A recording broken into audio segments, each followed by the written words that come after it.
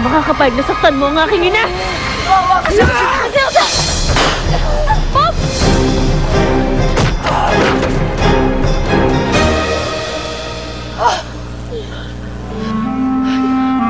Hayop ka, Andy!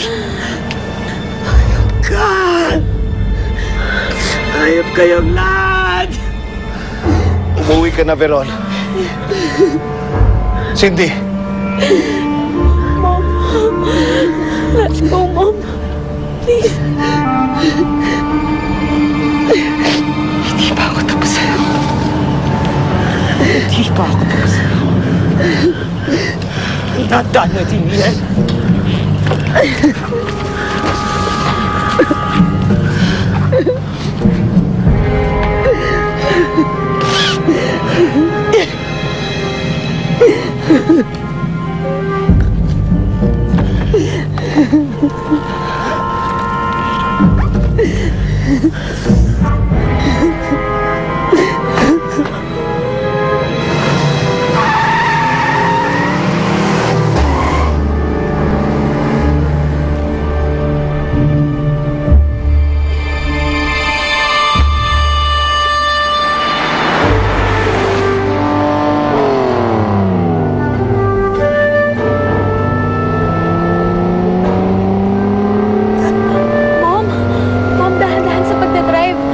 Aksidente tayo.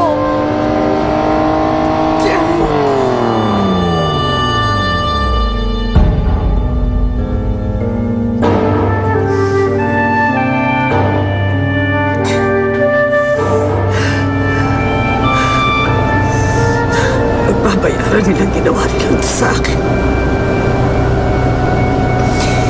Hindi ka sila titigilan hanggat hindi ka nasisira ang buhay nilang lahat.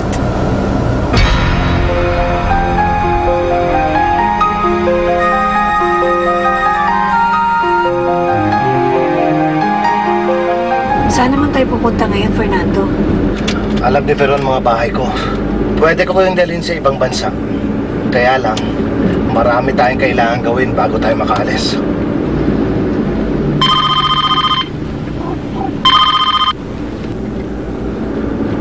Hello? Sir Fernando, nagpunta ako dun sa rest house. Wala na pala kayo dun. Natuntun kami ni Veron, Eric.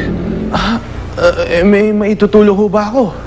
To tell you honestly, wala na akong alam kung saan pa kami pwedeng pumunta. Ganun ho ba? Meron hong isa pang bahay si Lolo Leon. Kung gusto niyo, dun muna kayo tumira. Salamat, Eric. Sandali lang. Brasilda. Eric? Mabuti na patawag ka. Kami naguguluhan pa sa ngayon. Hindi kami titigilan ni Ma'am Veron. Basta, Griselda, nasabi ko na sa tatay mo kung saan tayo magkikita. Salamat, Eric. Mag-iingat kayo, Griselda. Tandaan mo, mahal na mahal kita. Gagawin ko ang lahat para walang mangyaring masama sa'yo. Kaya kahit anong mangyari, darating ako. Mahal na mahal din kita, Eric. Sabik na ako makita kang muli.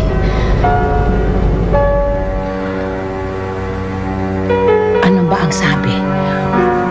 Okay na ba sila? Hindi ho, Lola. Pero gagawin ko ang lahat para walang mangyari masama kay Griselda. Ngayon niya ako masigit na kailangan.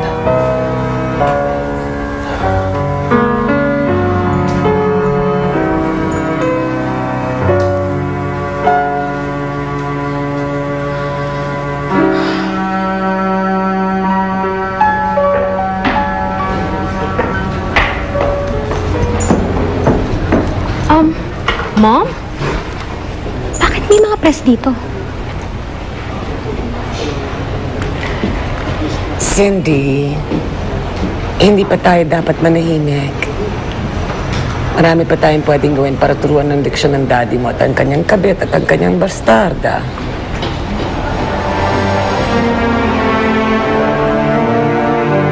Dito tayo pupuntahan ni Eric. Sana'y matapos ng kaguluhan ito upang matahimik na tayo. Kung hindi ko kilala si Veron, gusto ko rin isipin niya. Pero ayaw magpatalo nun. Kung sa bagay, minahal ka niya ng lubos kaya hindi natin siya masisisi.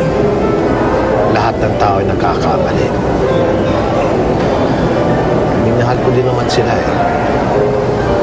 Pero ang ginagawa niya sa inyo ay hindi na tama. Gusto ko mang bumalik sa kanya. Gagawa at gagawa yun ng paraan para mawala kayo sa buhay ko. Kaya mas mabuti na nandito ako sa tabi niyo para maprotektahan ko kayo sa kanya. Sana'y dumating na si Eric. Hindi mawala ang kaba sa aking dibdib.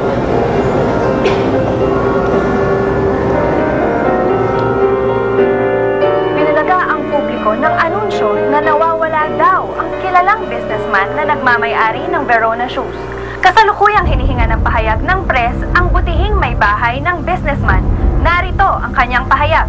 Bigla na lang sumulpot ang babaeng nagsasabing kamag-anak siya ng asawa ko. She even threatened my daughter's life. Ngayon naman, biglang nawawala ang asawa ko. So, putting one and one together, wala na akong ibang maisip na pwedeng gumawa ng bagay na yan, kundi itong babaeng to.